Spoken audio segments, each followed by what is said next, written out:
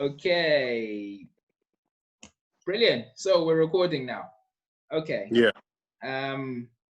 So Tendai, we just want to, I'll just quickly go through what it is that we're going to discuss. Yeah, today. please. So you're already aware that on our usual calls, we just talk about our own journeys, our struggles and stuff like that. But today, just for today, we wanted to discuss two main things. One being calculating HMOs, especially for rent to HMO. This is how to look at the high level finance stuff of how to look at whether a deal is good or it's not good.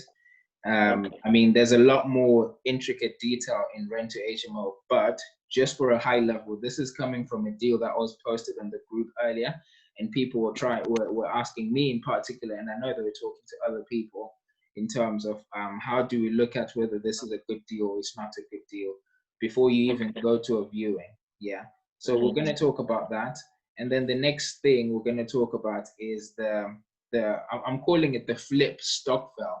This is based on that video that was posted a couple of days ago to do with how we can all come together and put funds in and actually finance property going forward. And a suggestion was put in the group to say it would be better if it's a flip rather than buy to hold. And I just wanted to put it out here and just get a feel for what people's opinions are, who is serious about it, and how we can sort of structure it going forward, basically. Those are the two main things that I wanted us to just talk about, but also we can speak about anything else that we usually talk about. Yeah, that's fine with me. Awesome. Okay, so if we can start off then with the HMO calculation. Is anyone here experienced with HMOs? In terms of calculations and on how to do HMO calculation for finance on a high level. Okay, so no one's going to object to whatever I say, right? We'll check it out. Are you talking about the analysis, or are you just talking about the aspect of just getting finance for it? Yeah, the analysis, not funding of it. It's just a standard analysis of figuring out that this is a good or a bad deal. So basically, if I were to approach you, Emmanuel, and say I've got a 6-bedroom house, the landlord is looking for $2.5 grand a month. How or what is it that you're going to be looking at to figure out whether that's a good deal or not?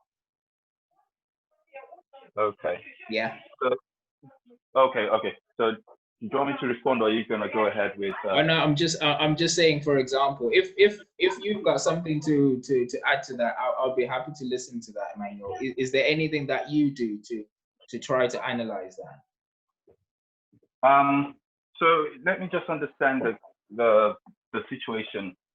So the 6 beds, is it already existing, or is it that it's a house that's going to be turned into a 6th bed? No, it's already existent. It's a 6-bedroom house.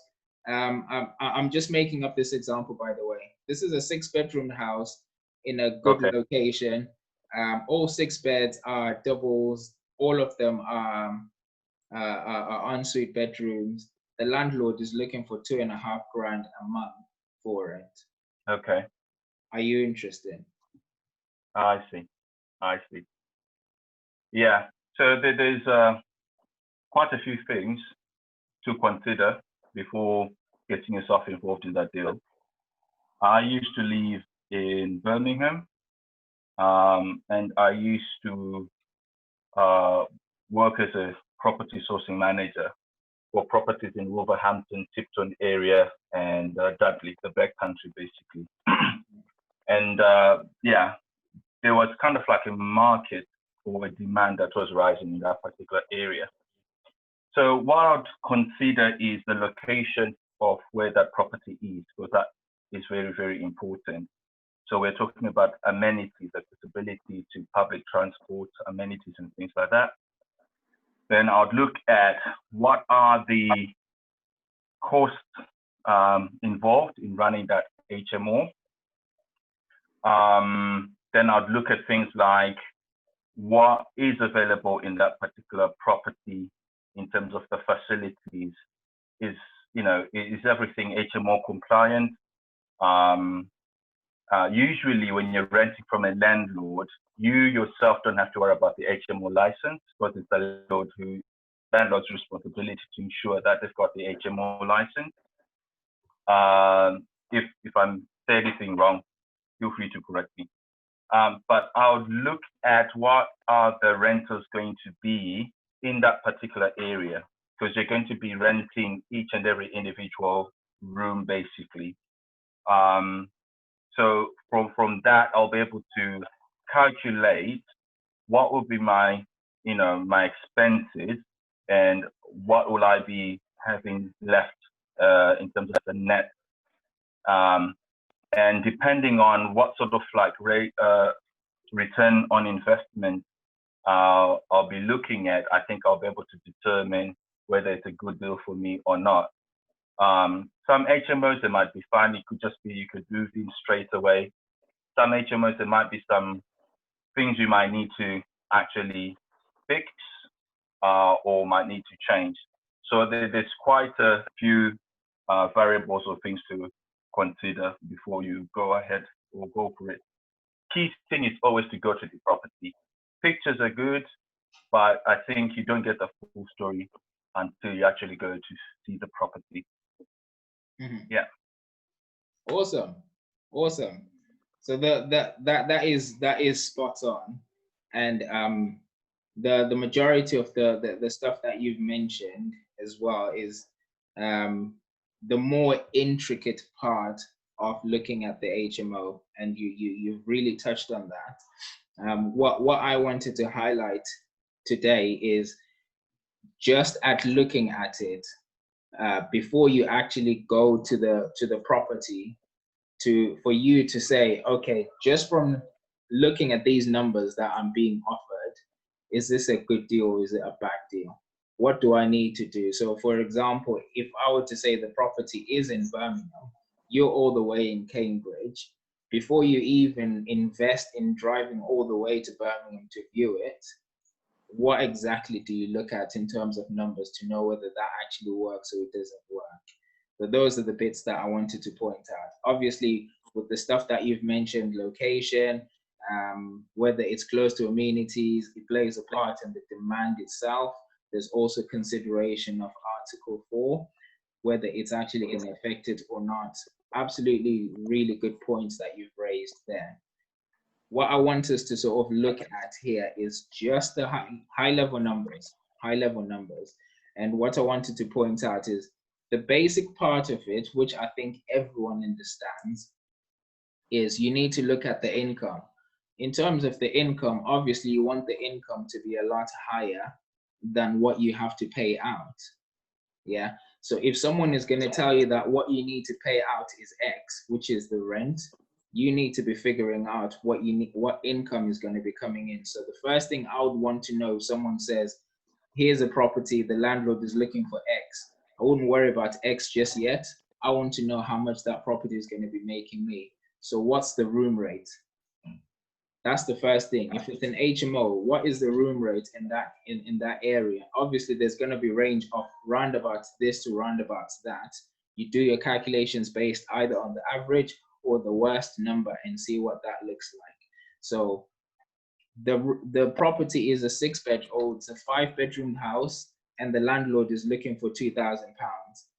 Do you want it, Muzzy? Well, actually, firstly, what's the room rate?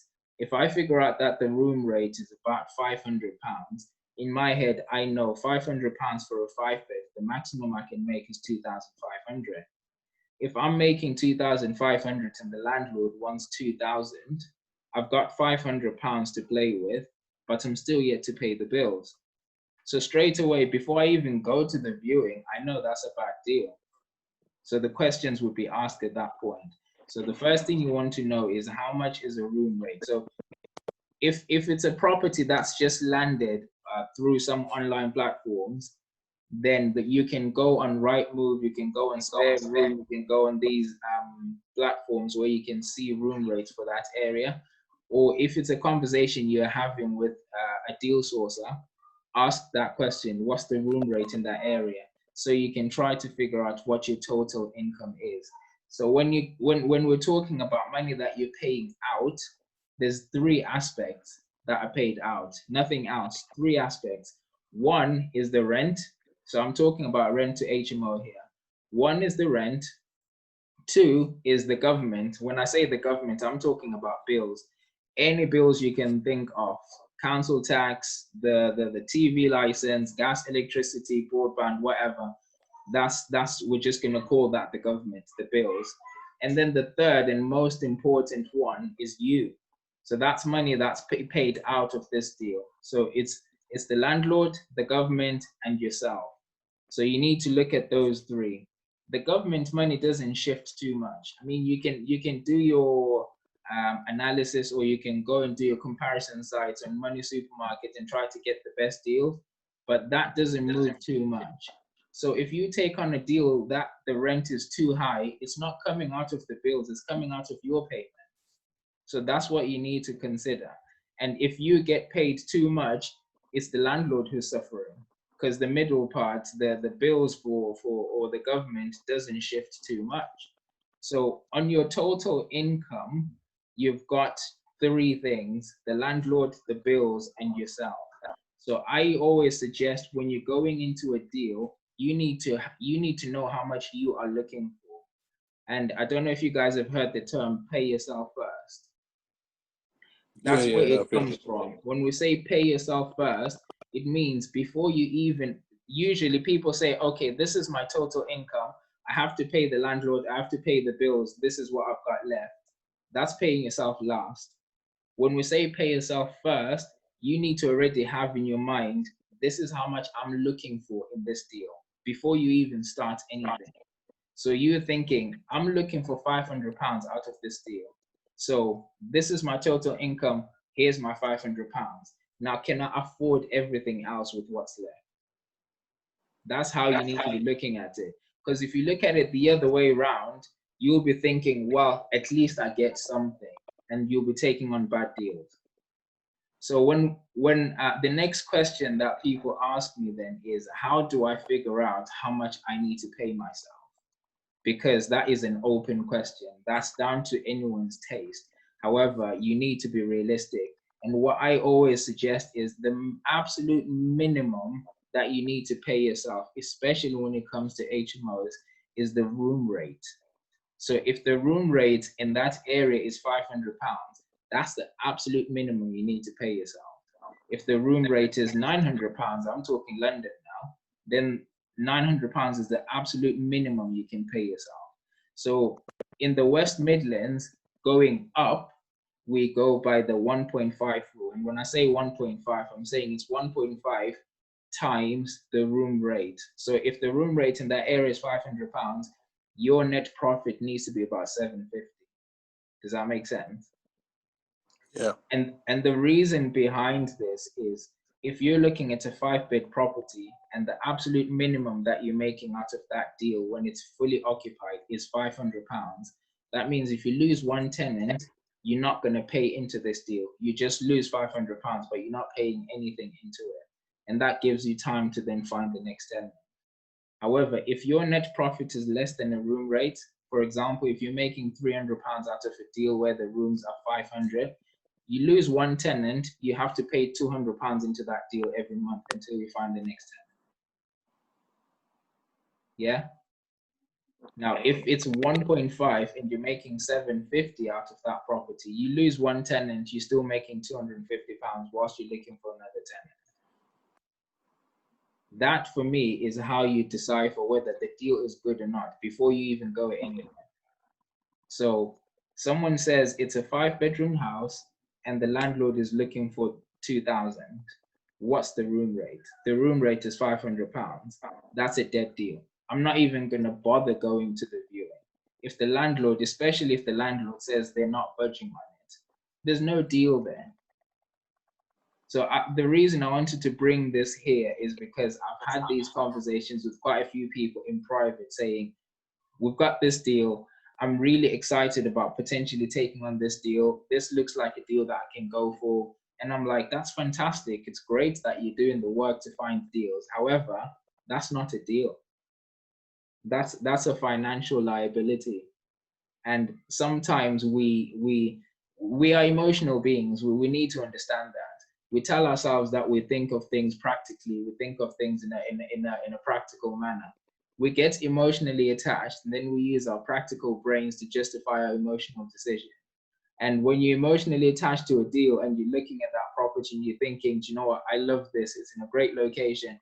And then you start finding all the practical things to justify your emotional decision. But you need to look at the basic numbers first. Do not get yourself in a financial disaster based on that. So this is something I just wanted to point out. This is the way that we analyze deals on high level. And then going on from that, the stuff that Emmanuel was talking about earlier on, looking at further things, what's the demand? And in looking at the demand, where's the location? What kind of people are you going to be attracting? Is it professionals?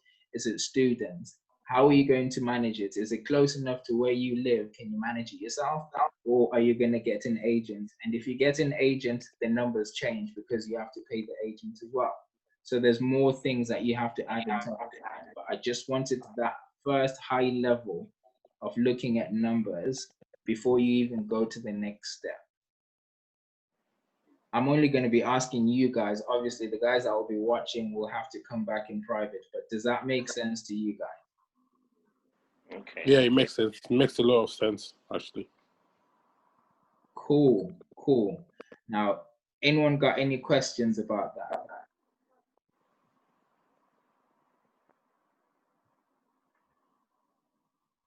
I don't know if you are doing like somebody tenant, possible to do like like somebody would for 2 weeks, then they leave. I'm not sure whether it's my internet or, but you're breaking up a bit in there. Yeah, breaking. Okay. Can you hear me now? Yeah, I can hear you. Like if you've got an HMO, then you haven't found a tenant or you're waiting for a tenant. Might take you a month, but somebody wants to 6 or 3. Your connection is intermittent, mate. Oh, sorry, I will. No worries. It just keeps jumping in and out, so I can't quite hear you. Is it okay if you type the question? Type it, yeah. Cool. Thanks, Linda. Over the line. The ball is struck. Brian, were you trying to say something? Oh yeah, I was just going to make an intro question. Sorry guys, sorry. Can you hear me? Yeah, I can hear you. Yeah. Yeah. Okay. Yeah, I was just going to ask quickly, Kuti. So basically, the decision is based on the 1.5 rule, isn't it? That's what determines, or sort of, you make your decision based on that, on those calculations. Yeah, 1.5 is the ideal. Okay. 1.5 is the ideal. Sorry, can you elaborate on 1.5? Sorry, I just joined. Yeah, sure. So 1.5, we call it the 1.5 rule, because when you multiply 1.5 to the room rate in an HMO, so we're given the example earlier on where it's a 5-bedroom house and you can achieve £500 per room per month. What you're looking for your profit is 1.5 times the room rate, which means you're looking to make about £750 out of that deal. So when I say 1.5 is the ideal, I'm saying 1.5 is not always achievable. Trying to look for a deal in the West Midlands that will make you £750 is possible, but it's not easily achievable. So ideally, you're looking for 1.5. However, the absolute minimum is 1. So you're looking to pay yourself £500 per deal if the room rate is £500. If the room rate is 450, you're looking to pay yourself a minimum of 450. And the reason behind that is if you lose one tenant, you don't want to pay into the deal. Right. Okay. Okay. Is this on rent to rent or Yes. on? Okay. Yes, Rent to rent, yeah. it's on rent to rent for HMOs that I'm mentioning this. It's relevant just for that. You can use the same concept if you're buying to HMO as well. Just to make sure that you're not losing out. I mean, your outgoings, if you have bought the property, will be less than if you're renting it out. However, the concept is still the same. Okay. Thank you. Right. Sorry for you having to repeat the question. No Sorry, problem. really No late. problem. It's okay. Sorry, Brian. Were you saying something? No, that's fine. I just wanted a bit of clarity on that. That's cool. Thanks. All right. All right, cool. No problem. Any other questions on the rent to HMO numbers calculation?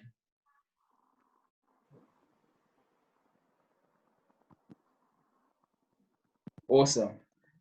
Okay, so I know with some of the guys that are watching, you probably have some questions, and this will be shared with the ZPI team. And if you have any questions, feel free to drop them on the group or just directly to myself, and I'll be happy to explain a bit further. Okay, so then, hi, Memory, are you there?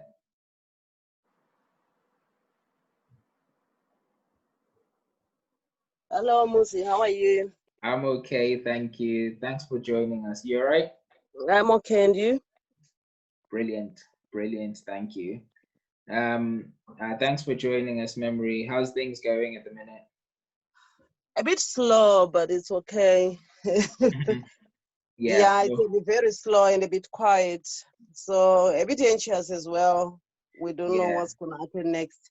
We had guests for the last 2 months, so this coming week is their last week. Oh, okay. So we become a bit anxious, thinking what's next. What's next? What's happening now? Yeah, but we are hoping we'll get something. Yeah, hoping so too. Yeah. For the guys that don't know, Memory is running a service accommodation unit in Northampton, and we are experiencing a sort of like a slowdown of guests coming in for essays. There's two things to that as well. One, under normal circumstances, COVID or not, when it comes to winter time, it slows down anyway because there's less movement. But now it's sort of coupled with winter starting, and also it seems like we're having another spike of COVID and restrictions going around England, and people are sort of like going back into hibernation, so to speak. So it's restricted movement. Some contractors are still working and they are still moving, which is where majority of our bookings are coming from. But again, we're having a bit of a slowdown, especially coming from the online travel agents. All I can say at the minute, Memory, is we just need to keep it going. However way we can, support each other, just like we've been doing anyway in our groups going forward for passing on guests. Be active on that group as well, and people will remember you and pass guests on to you as well. So we'll be fine. We survived the last one, we'll survive this one as well. Hopefully. Awesome. Hey, Shiona. Hello. Nice to have you as part of this today. Yes, there was no church service today, so I managed to join. Is your church service in the evening? It's a Zoom meeting and it starts at 5. Oh, okay. Yeah, but they've just changed it now to every fortnight rather than every week. All right, I see. So we'll see you at least once every 2 weeks. Yes. Oh, brill. There's one every Sunday at 11 o'clock Ben runs it. You can join that one, and then you can actually do both. Amen. Amen. Praise God. I like the shot on Duna. well, Much you know, love. you know. Yeah, share the invite. Yeah, we'll do. We'll do. Awesome. Thanks for joining us, Fiona. And we've got Brian. Yes, sir. Hey, brother. How you doing? You good? Fantastic, bro. Always brilliant to have you around here. I know, bro. Thank you. I already know what you've been up to, but do you want to tell everyone else what you've been up to the past week? Yeah. I just happened to bump into a guy that has got 2 properties that he's selling. Both 3 beds. For one 130 and the other one 140 respectively. So it's just strange how it happened. I just happened to, I don't even know how I came across this guy, but I guess it's by the grace of God. Amen, Father Ben. I got a bit of a problem with that. Why? Because why am I hearing about this now? It just happened pretty much over the last couple of days. Yeah. So hey, man, so I yeah. thought you said when you need 500K, this is me you call now. No, I'm gonna holler at you, man. Don't worry. No, just let us know. I'm quite interested to hear more. Please go ahead and share, man. No problem. Yeah. So this guy is I think it's one of these Asian guys that own a couple of properties in my small town, Nuneaton, where we live. So I called him, and he gave me a little bit more intricate details regarding the 2 properties, and he says he's selling them for 130 and 140. So the only backside to it is I haven't actually had a chance to go and view the 2 properties because I had suggested to him that I wanted to come and see both of them. But unfortunately, he's been busy over the weekend. So I'm going to come back here next week and give you more details because I'm going to see him next week, Friday. He's quite busy as well during the week. So he says he'll be available on a Friday evening. So hopefully I will come back with some positive news as to, what the deal is. I'm still to really find out exactly what he wants to do, because I think what we're going to do is we're going to come up with some suggestions as to what he's happy to do. Because obviously if he's selling, we can always come up with a contingency plan as to how we can get him to probably not sell the property. So this is what I was going to ask as well, Muzi and everybody else who has other ideas as to what would be the best way to approach somebody that has 2 properties for sale. And just for the benefits of everyone here, I would kindly ask Muzi to probably just explain what will be the best way to approach, somebody that has property on sale, as in this case. So, sorry, before Muzi pikes in, these properties, what's the state of them? Are they are livable. They already have tenants in them. This is where the other problem is, because they are already preoccupied. So that's why I can arrange for the viewings almost instantaneously, because they've got people living in them. So they are livable. They are in good condition, but I just haven't seen them. But they are definitely livable. It's a 3-bed for 140. 140, yeah. Jeez, man, you can really? Wow. This is Nuneaton, when we live in a different part of the world. Welcome to Nuneaton. Yeah. Sorry, man, my sorry head is a bit pikey here, man. Yeah. Okay. All right. Ben, this is not Manhattan, my friend. This is not New York.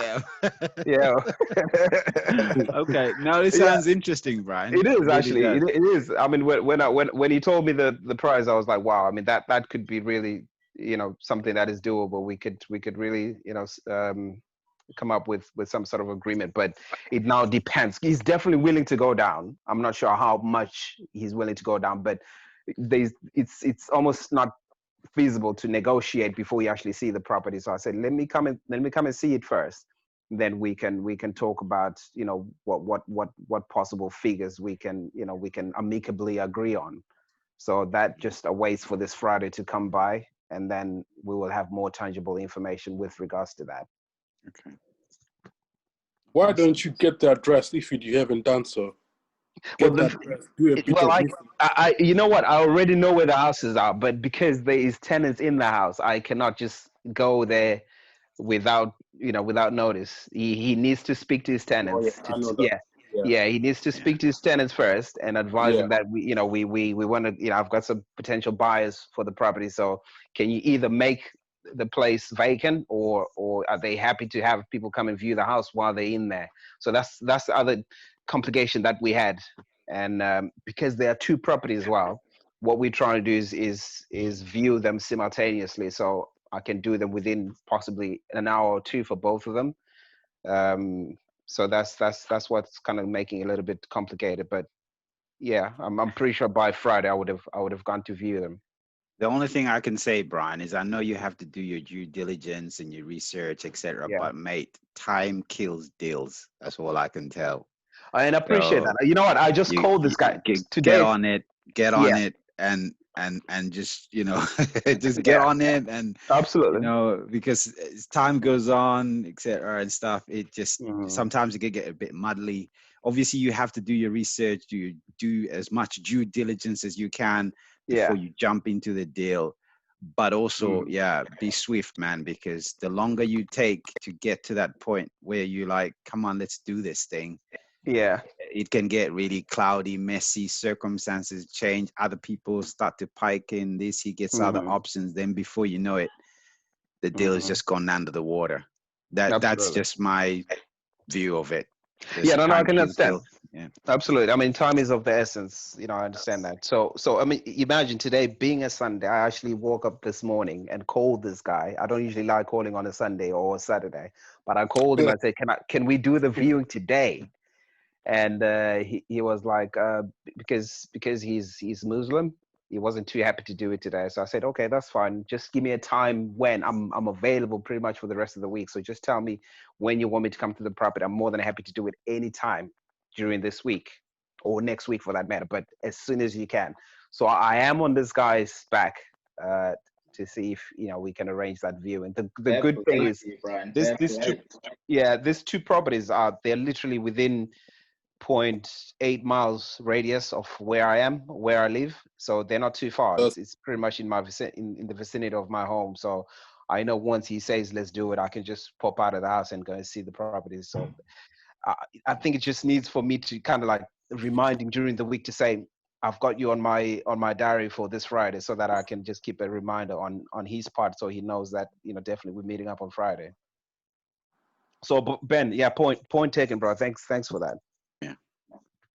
And also just remind him to give notice to the tenants, because I think you need, is it 24 hours? I know for HMO it's like 24 hours to give notice to a tenant that you're going to come to the property.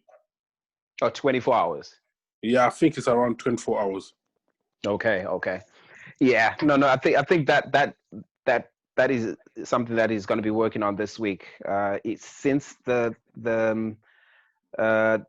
preliminary meeting is around Friday. I think he will have this entire week to make plans for that. So we have a scheduled time for Friday, 5 p.m. Friday. So hopefully he can make whatever arrangements that he needs to make with his tenants. He'll make them in the midst of this week. So that shouldn't be a problem. That shouldn't be a problem. Yeah. I think I was a bit too forward today to say, can I come today? Because when I called him, I said, I need to see these properties today. But unfortunately, he can make those arrangements for me today. So Brian and Muzi, you're in the area. Just a quick one for me. If my mind is just racing at the moment with those numbers that you've just spurted out. If you did get this on a say buy to let, what kind of rentals are you looking at in Nanjing for a 3-bed? From my point of view and the area that I live, you're probably looking at $650, even £700. Okay. Mm-hmm. Okay. Round about that much. But then if you were to because of the conditions of the property in terms of just the outside. I've only seen the outside of the properties. If you were to do them up and just make them look a little bit more contemporary, the probability of that going to, I mean, it can go a little bit higher. I can tell you exactly how much, but it could go anywhere in the region of a possible £800 or even more. Definitely more than that. Definitely more than that. But it is an area which is prevalent of old houses.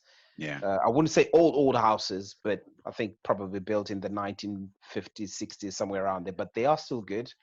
But then if you work on them, make it look more modern and a little bit more contemporary, do the inside, etc., you could even if it was a buy to sell, you could easily sell it for even near enough to 200,000. Very possible with the area. Okay. Yeah. That sounds good. So why is he selling the properties? Find out why he's selling the properties. My first impression when I spoke to the guy, he seems to own quite a few properties. So it could be a reason that amid this whole commotion with the COVID, people are trying to get some financial grip on money. He's probably just trying to get rid of the properties for whatever reason. I mean, I haven't really spoken to him in detail to ascertain the reason why he's selling the properties. But as I said, I only think my first impression was he's got quite a few, and he's just trying to get rid of a few of them. Very possible, but I will have to really get the right information after speaking to him. Obviously, I'm going to try and speak to him and find out the reasons why he's selling the properties, and then we'll take it from there. Yeah. Mm-hmm. Awesome stuff. And so just a couple of things to add on to that, Brian. Thanks a lot for sharing that. Based on the questions that the guys are asking, some really brilliant things to point out, guys. Just listening in. Thank you, Ben, Quentin. You've got, so is this, firstly, he says he's got 2 properties to sell. In my experience, it's probably a lot more. Not in many cases, just like someone who's looking to help out financially. If you ask them how much they have, they won't tell you all of it. And just like someone who's selling properties, he probably has a lot more. Whether they are all for sale or he's just trying to start off with the 2 to see how much he can get. So when you speak to him as someone who has a whole portfolio to sell. And if it then comes across that he does, don't think too much about the one deal. Look at how many you could potentially get in the future. That's one point that is worth looking at. And then the second part is, this is like an internal secret for Nuneaton.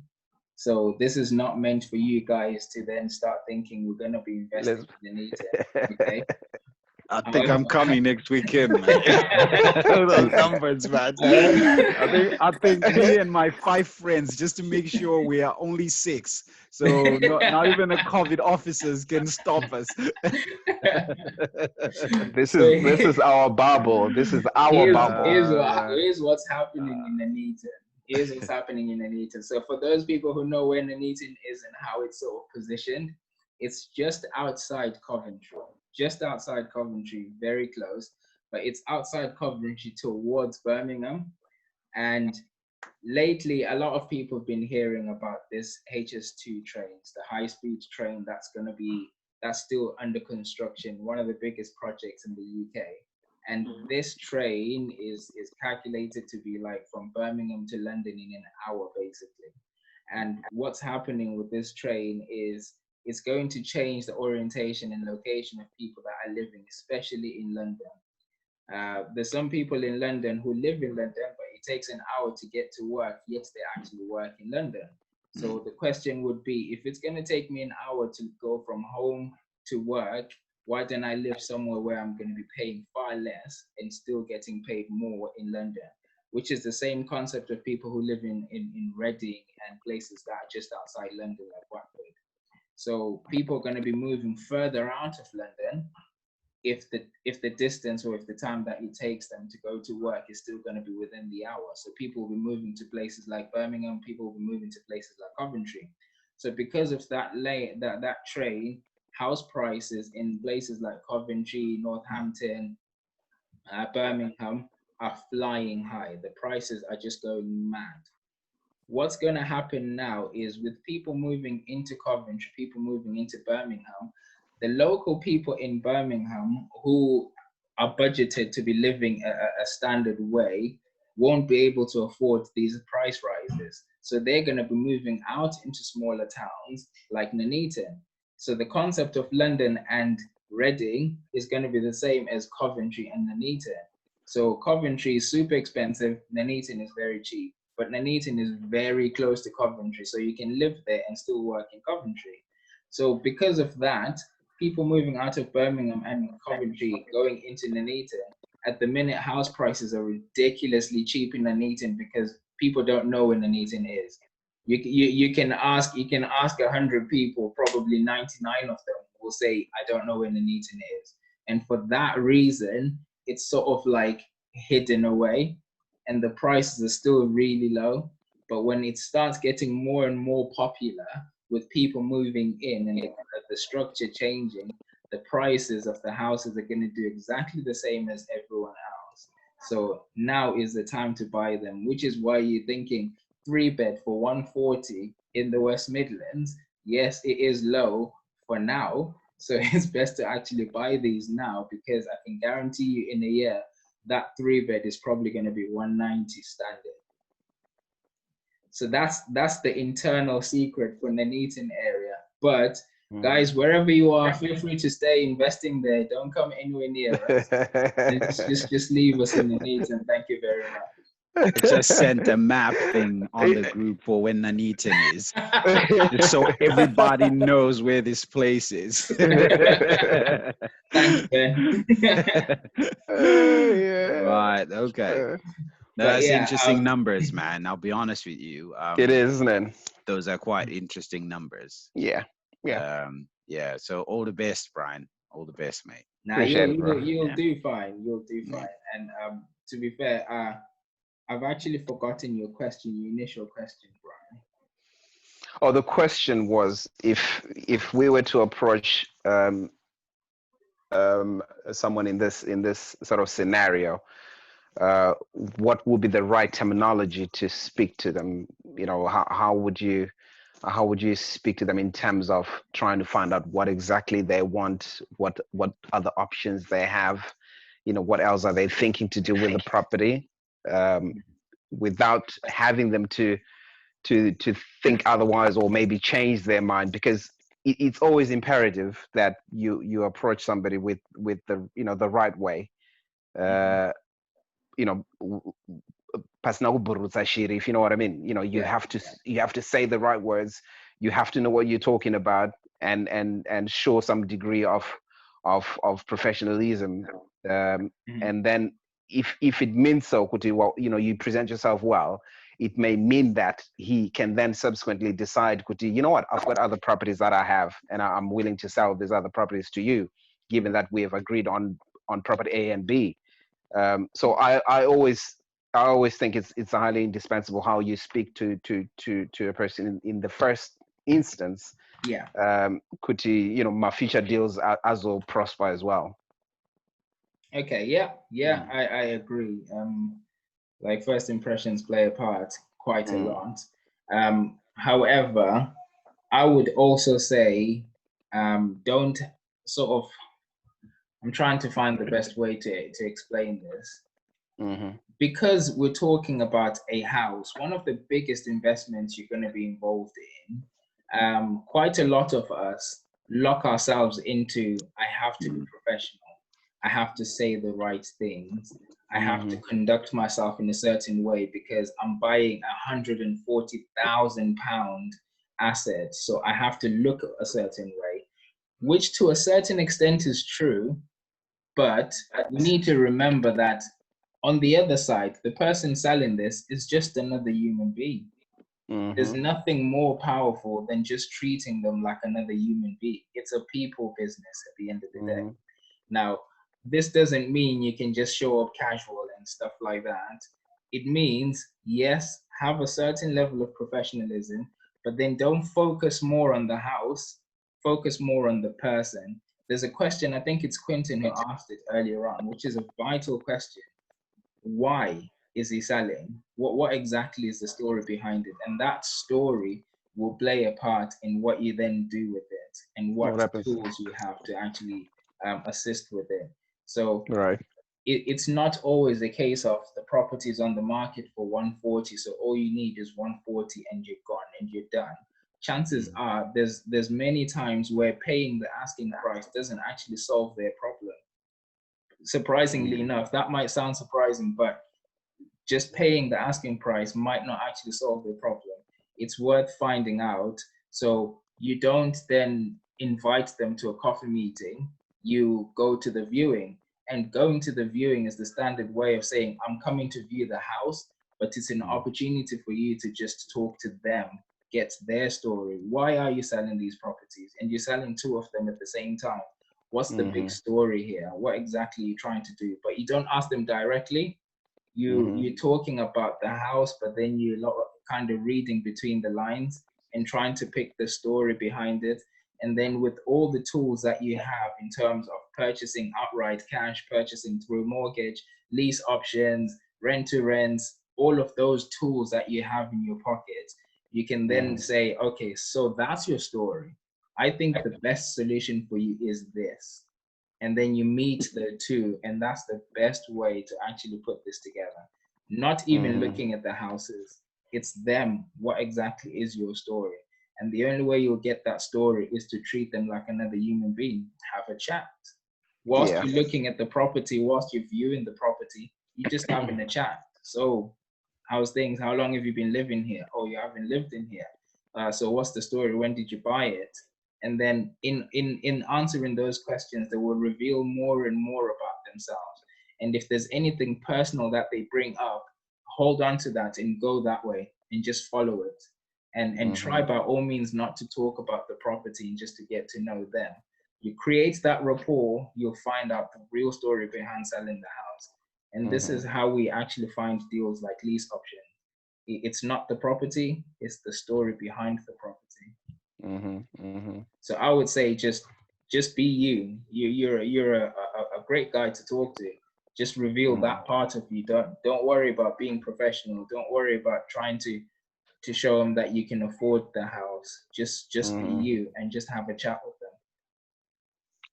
Yeah. No, that reminds me retrospectively of the guy that you spoke to in Coventry. Remember that old guy that you went to speak to in Coventry? Yeah. Yes. So it was trying to understand his life, what his situation is, if he's selling because of life's adversities or whatever is going on in his life, but at least you managed to ascertain and collate all that information in the process of socializing and talking to him. Exactly. So it may be pretty much a similar situation as in this case. So yeah, let's cross the bridge when we get to it. Indeed. And just for the guys who might not know the full story on the property that Brian is talking about, the one in Coventry. So this chap was selling his house. We've bought it now, but this guy was selling his house, and instead of looking at the house itself, we obviously organized the viewing. But in the viewing, I ended up not even seeing, I think it's the first and second bedroom. We never even looked at them. We ended up just sat there. He offered me a coffee and we sat and talked for about an hour and a half, and ended up just leaving. And he actually said at the end, oh, you haven't seen the top. And I was like, no, don't worry about it. I've seen enough. Now, because we created that really good rapport, at that point, we had both emotionally made a decision that we were going to do the deal before anything else. So everything else is the practical justification for the emotional decision that we've made. At that point, we decided we're going to sell. This is how strong the bond was. Someone then came after me and made an offer which was 12,000 higher than mine, and he turned it down. And this is the important part of just dealing with people. You just deal with the person, not the house. The person, the one who makes the decision on what happens with the house. Create really good rapport with them, and then everything else will work itself out. And I think that's the power behind it. Yeah. Relationships, powerful, man. Indeed. Indeed. I think you'll do well in this one, Brian. I've got a lot of faith in you. I will be all right. Yeah, I mean, it's not an entirely unprecedented situation, so you know, it won't be a mountain to climb from what I see. So yeah, hopefully I will be here to update you guys next week on the outcome of it. Awesome. You've said Friday, so everyone here is holding you accountable. Now we all know what we're discussing next Sunday. Yeah, the first topic, yeah? That's the Oh my topic. gosh, you guys have to put me on the spot. Okay, no, you know what? It's actually good because it's a driving force, obviously, to keep me on my toes and make sure that, you know, this is secured, and yeah, see how I get on with it. Awesome. Okay. Brilliant. We've got Whippions. Can you hear us now? Yes, brother. I can hear you. Brilliant. Sorry, I joined late. No worries, bro. No worries. Thanks a lot for joining us. Thanks for having me. Webbs is another one in Northampton. Surprise, surprise. Oh, really? We're all in Northampton. Hey, neighbor. Yeah. Hi. How are you? I'm good, brother. How are you? Yeah, very good. Where are you in Northampton? Rashmere. Oh, okay. Yeah. That's good. So Webbs has been with us actually for a while. For those who know Winnie, this is Winnie's younger brother. Right. Okay. So I've got this question from Tendai. Sorry, Tendai, it took us so long. Earlier on we couldn't hear you. So Tendai has just typed the question. So I hope I'm getting this right. If I'm not, just let me know. So we were talking about the HMOs, and you wanted to find out if you're going to do a short-term let for about 2 weeks, do you still need a license with the HMO? Yeah. So those are sort of like two different things. I'm assuming, let's take the 5-bed HMO that we were talking about earlier on. If you're running it as an HMO, i.e. you've got tenants that are staying for a long time, it is an HMO, it's got its license, blah, blah, blah. If you don't have, or if you're not running it as an HMO, but it is actually an HMO, and you want to put people in for like 2 weeks or for a week or something like that, do you need a license for it? Is this the question?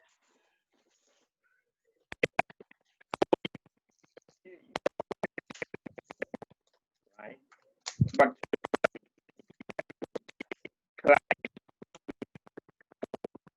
But stay for 3 weeks.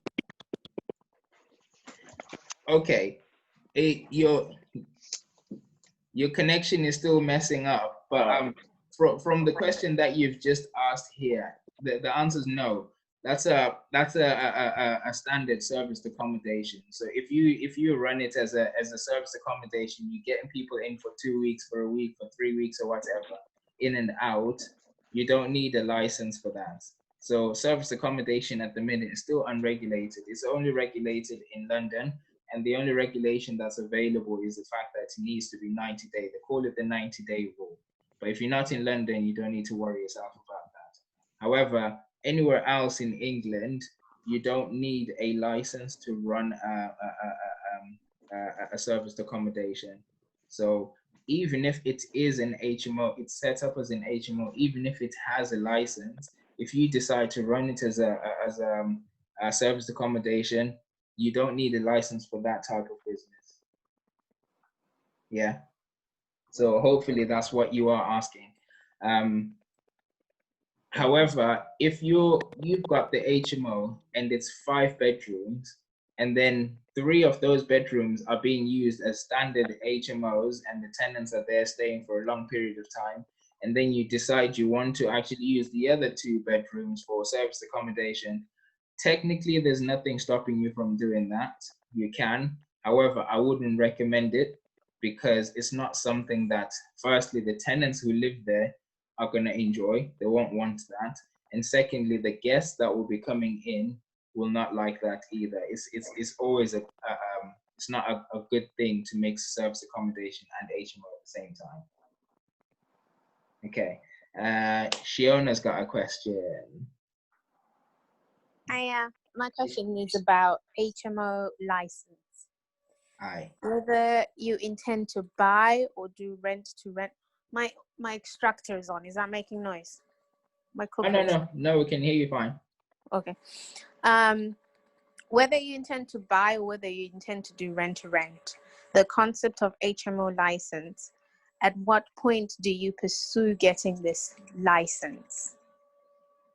I'm asking this because I understand there's a little bit of a risk in you buying something that doesn't have a license, and then maybe you don't get it, or you get this deal for rent to rent and your intention is to do HMO and then you don't get the license. Correct. How do you work around that? Okay, so one of the main reasons why you do not get a license is because something called Article 4. Now, Article 4 is a regulation that is put in certain areas in the UK to say that this area or this road has got too many HMOs. We can't have any more HMOs. We're not going to allow any more HMOs. Okay, so in that area, if the property that you're looking for is within the Article 4 area and it doesn't have a license, you are not going to get a license. So quite a few people that I've spoken to have had deal sources sell them HMOs that look good on numbers, but they're no good if you can't have a license for them. That's one of the main reasons that you don't get a license. The second reason you don't get a license is if the property is no good for a license, because you need fire doors, you need fire alarms, you need regulations that are set by the local council to allow them to say, yes, this is good for an HMO. And if something is amiss that they don't like or that you don't pass on, you don't get the license. But that reason is better than the first one, because if it fails because of something that they say is no good, you can just go fix it. If they say you don't have fire doors, you can just go get fire doors. Or if the fire alarm is no good, you can just fix the fire alarm and then you get the license. However, if it's in an Article 4 area and it doesn't have a license, you are not going to get a license. So those are the 2 main reasons why you don't get a license. So the question, on your question, at what point do you pursue the license? If you know which one of the 2 reasons your property is not going to get a license, you will know straight away whether to actually get the deal or not get the deal. If it's in the Article 4 area and you want to run it as an HMO and it doesn't have a current license, don't buy it. Don't even go for it, because it's a complete waste of money. You're going to end up having a 6-7 bed house that you're just going to give to one family. Liability. However, if it's not in an Article 4 area and you wanted to run as an HMO and it potentially has failed in the past because of some other issues of the property that you can fix, then yeah, assess what it is that needs fixing and how much it's going to cost you. And then at that point, you then actually go pursue a license. So knowing when to get a license is something you can actually do before you even invest in it. Does that make sense? Sort of. Because is there such a thing as making an offer or something subject to HMO license? Oh, absolutely. Absolutely. Okay, you can do that. Yes, you can do that. So in terms of purchasing, usually people say subject to contract, i.e. once the searches and everything are done, everything goes well, go for it. we actually always make offers. When it comes to HMOs, you can make a rent-to-rent offer to take on the deal subject to HMO license. And with HMO licenses, you can make the application, and once the application is in, whilst you're waiting for the council to process it, you can run your HMO whilst the application is processing, as long as it's in there. And then if they don't want you to do it, they can come back and then say, no, we don't want you to run it because of reasons 1, 2, and 3. And then at that point, you can then deal with it. But if you're actually buying it, that's something you can say upfront and say, I'm buying this property and I'm buying it based on the fact that I'm going to get an HMO license, and you can discuss those terms upfront. Yes, you can. Okay, thank you. But that shouldn't take too long. There's HMO officers in every council. They're actually called HMO officers, and they can tell you straight away. If you just talk to them, give them an address, they can tell you straight away, yes, this can get an HMO, no problem, as long as it meets these criteria. And they will send you a link of what the criteria is, or they can say straight away, nope, you're definitely not going to get a license because it's in an Article 4 area, or because 1, 2, 3, and 4. And then, but being in an Article 4 area doesn't mean you're not going to get one, does it? It means you just have to get the license because it's mandatory. It means there's too many HMOs. So if it's in an Article 4 area and it doesn't have a license, you're probably not going to get it, because an Article 4 is actually put in simply because there's too many HMOs. It doesn't mean it's mandatory. No, it's mandatory to have one in an HMO. The town I'm thinking of basically is Wolverhampton, which is an Article 4 area. Yeah. So my understanding, if you were to buy something, it's not going to be an automatic no, because it's the whole city or town, right? No. Article 4s aren't actually, well, unless it actually specifies, but Article 4 is certain areas. Okay. So if you speak to the council, they will tell you exactly which area. Sometimes it's just a road. So you could have this road with Article 4 and the one opposite it with no Article 4. They'll actually specify exactly, unless they actually say it's citywide or it's countywide. Everywhere is in Article 4. However, Article 4 does not specifically mean an HMO license is mandatory. An HMO license is mandatory for any HMO that goes above 5 bedrooms anyway. But Article 4 means you won't be able to get any more if it doesn't have a license in that area. Okay.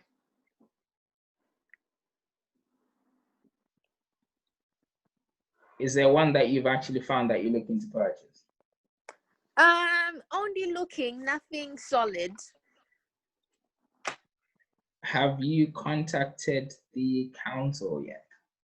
No. I'm only browsing at the moment. It might be worth it actually then. Just having a chat with the guys in the council. The HMO officer. You usually have one main one and a team of them in the council that can share that information. So you can even give them the full address of the property. They can tell you straight away what problems it has had before and what could stop them from getting a license if they don't have one. And they can also tell you how many years are left if it already has a license. So it's worth doing that before you actually view it or before you make an offer. Okay. Thank you. No problem. No problem. Is anyone? You know you're gonna get a phone call later about this, right? I've just switched off my phone.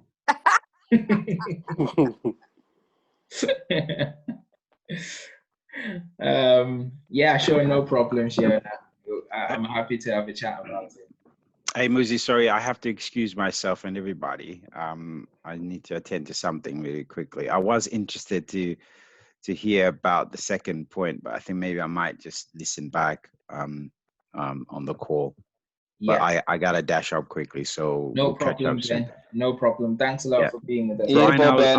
I'll have hit a good you week, bro. offline. Yeah, and have a No good problem, week, my bro. everybody. Cheers. Anytime. Thanks, bro. Okay, take care.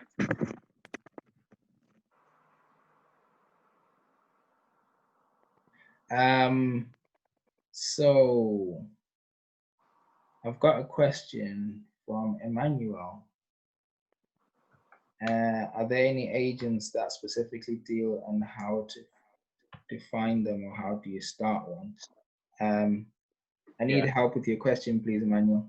Sorry, that was my typo. It was, Okay.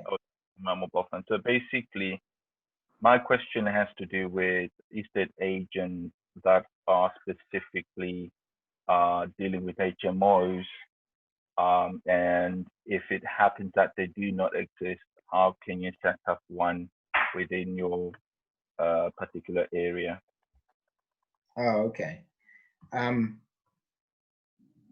only going to answer from my own sort of like experience and the area that I operate in. I have not actually seen any agencies that are HMO specific. And personally, I don't think that would be necessary, because you can turn a non-HMO property into an HMO. And if it's something that you are specifically looking for, it then restricts. If you're an estate agent and all you're dealing with is HMOs, you then restrict your capacity, because the way that you're analyzing HMOs or the properties that you're looking after is similar to the standard single lets, and majority of their revenue comes from single lets anyway. So if you're working on your own and that's all you want to specifically work on as maybe a deal sourcer, then yeah, that makes sense. But to run an estate agent who just deals with HMOs is a bit risky. But in my experience, I've not known any estate agents that specifically deal with HMOs. They actually do HMOs as part of the rest of their property sales and lettings. And if you wanted to start one, you can. I mean, what we are doing now, as soon as you register your company or you're doing any of that, if you pick the SIC code that allows you to manage properties, you are essentially doing what they're doing without a building. So you can actually do that if that's what you wanted to do. And in terms of then letting people know that that's all you do, it's just part of your marketing, from my understanding. Whenever people see you online, for example, if all you're talking about is HMOs, you become the HMO person and let people know and believe that all you're doing is HMOs. So people will then come and ask you about HMOs, and you'll be able to help and generate business from that side. That's my understanding. But there's compliance involved, isn't it? So I'm talking from, that one of the estate agent is out as a sourcing agent. But if you're a sourcing agent, you could actually do both and even manage, a portfolio of HMOs.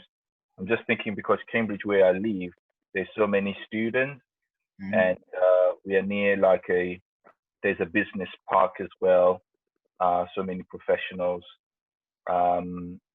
But then I'm just thinking along the lines of, if you were, if I was to sort of like be, sourcing HMOs, is there no compliance involved with that as well? Like some compliances and. The compliance is still the same.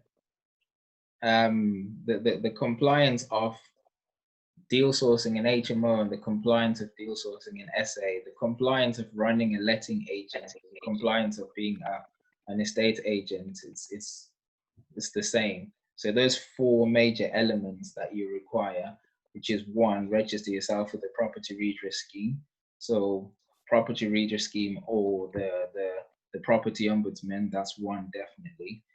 Register yourself with ICO, the Information Commission's Office for Data Protection. Get yourself professional indemnity and insurance for that, and public liability. Put them into one for that insurance. And then the last main one is HMRC for anti-money laundering supervision. Okay. Those are the 4 main compliances that are required for you to just do anything in property. If you're managing properties, if you're buying and selling properties, if you're doing it in a company, those are the 4 main things that you need in compliance. There are a lot more things that you can add in, but those are the 4 basic that they'll be asking for. Okay. Okay. Thank you. No problem. No problem. Has anyone got anything else to add to that?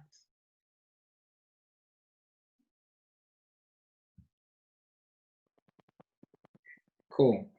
Any other questions from anyone that or any clarity that anyone may need?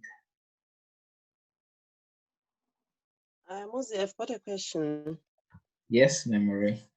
Yeah, I just want to ask, let's say, for example, I have this 3-bedroom and I decide to convert it into an HMO, which means that I have to convert the lounge. Can I convert the lounge into another bedroom? Then I'll leave, because my kitchen is big. It's like a kitchen diner. So can I convert the lounge into another bedroom? Then I'll just leave the kitchen diner. So that means I'll end up with 3 double bedrooms and 1 single. Yeah. Yeah. There's nothing wrong with that. And obviously with something like that, you don't then automatically make that house a 4-bedroom house. You can rent it as a 4-bed, but then it doesn't officially become a 4-bedroom house if you wanted to sell it. However, we say this as a joke, but then the way to convert a dining room into a bedroom is just put a bed in it. It becomes a bedroom automatically. But that's only for rentals, not officially turning it into a 4-bed, because that will require intricate stuff.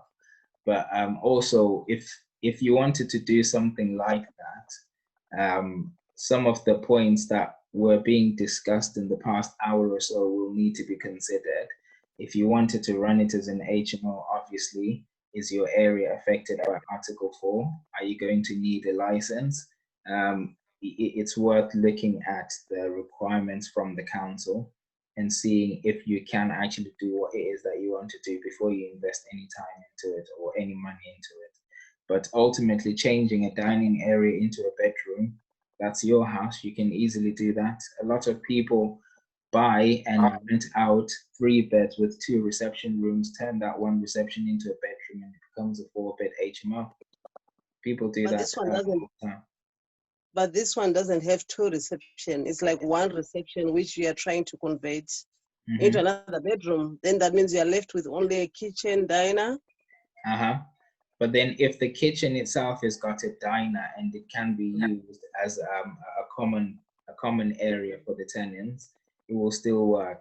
It won't work if your kitchen is just a kitchen and there's nowhere to put a table or anywhere to eat. You've just covered everything. That means your reception will be your common area. But if it's a kitchen diner and you've got the common area on the in the diner side, and 4 tenants can actually sit there and have dinner, so to speak, you'll be okay to do that. Okay.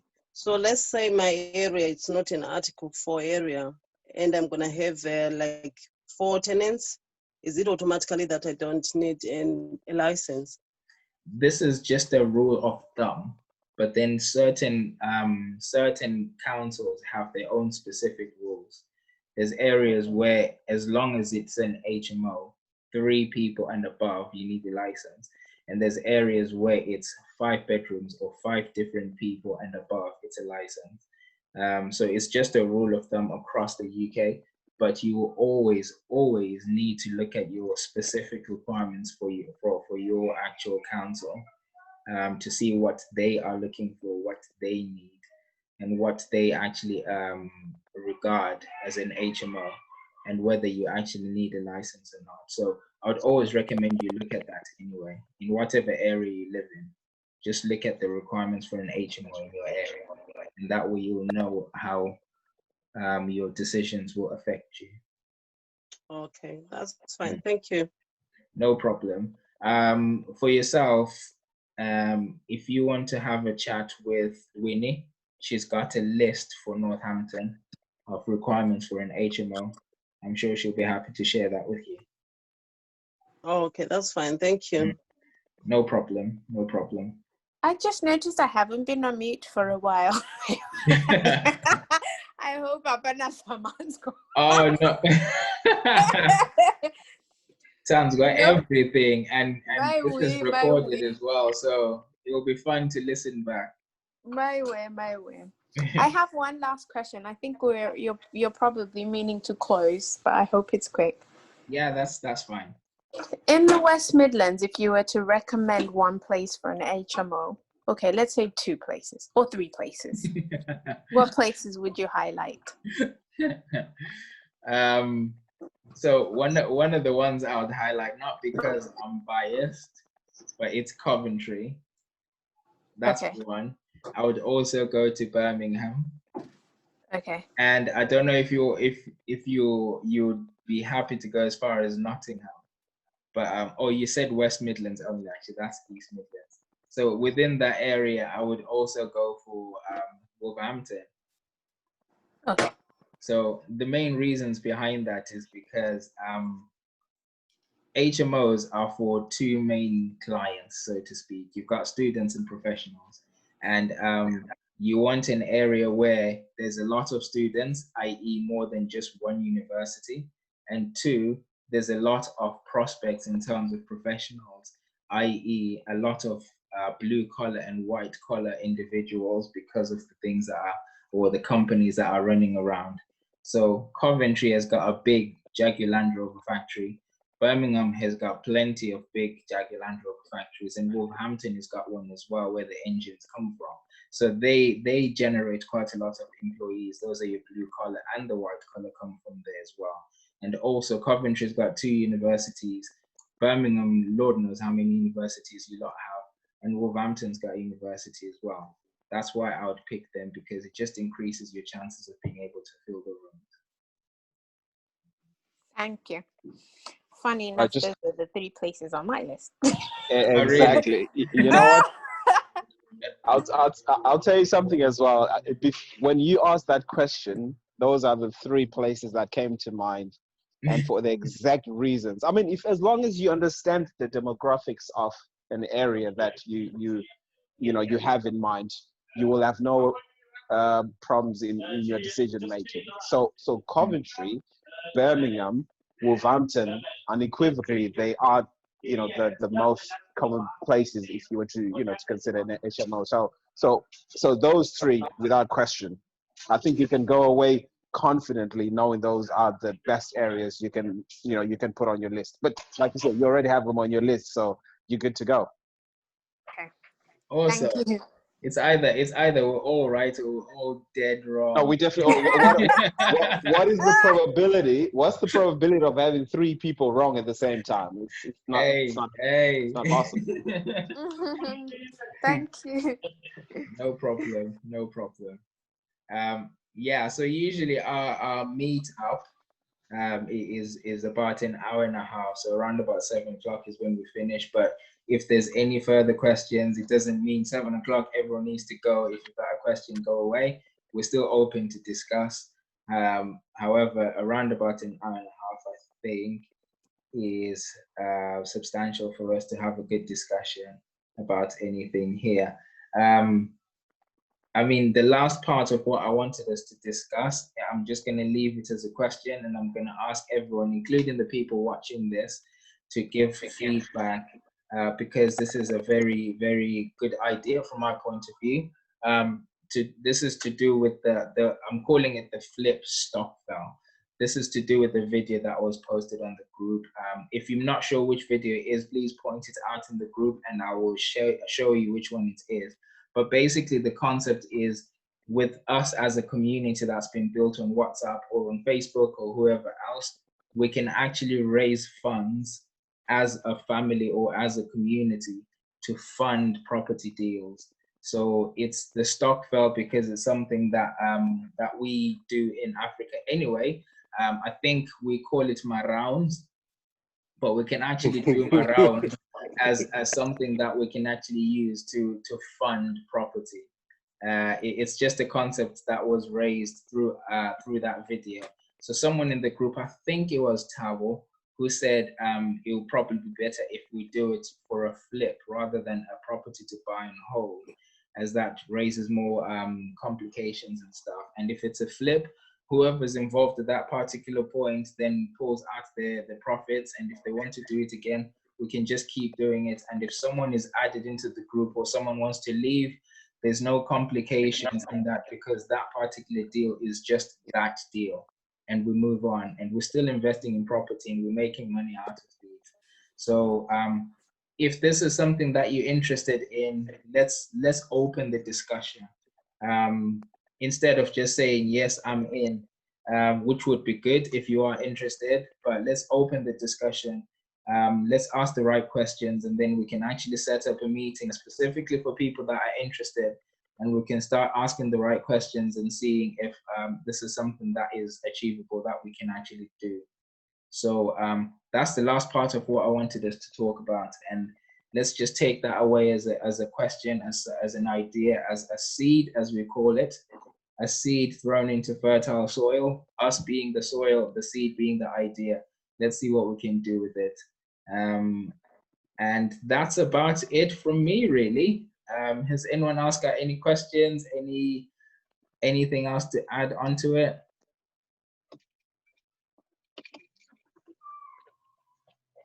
Brilliant. That's probably it for tonight. Awesome, awesome, awesome. Thank you very much for everyone who managed to join this, and thank you to everyone who's watched this till the end, because it's not an easy thing to watch something for an hour and a half. And hopefully someone learned something, and hopefully someone has had ideas and happy to take things to the next level. Look forward to speaking to you guys next weekend, and let's continue helping each other, people. Have a good week. Take care. Have a great week, everyone. Thank you. Bye. Bye. Good night. Good night.